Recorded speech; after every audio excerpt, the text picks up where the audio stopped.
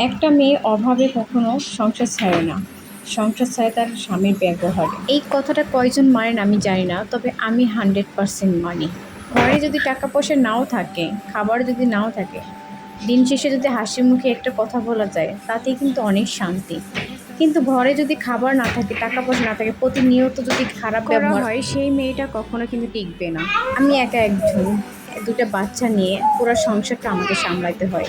মাঝে মাঝে দিনরাত 24 ঘন্টার খাবার আমি একবারেই খাই। এখন বলবেন একবারে কিভাবে খাই? আমি একবেলাই খাই। আবার কোনো কোনো দিন গোসল করতে পারি না। অনেকে এসে বলে যে তোমার সংসার একা থাকো, তোমার আবার কিসের কাজ? তোমার তো কোনো কাজই নাই। তাদেরকে বলি, সংসার তো সংসারই। সংসার হয় বা একজনের, বা দুজনের, বা চারজনের। সংসার সংসারই।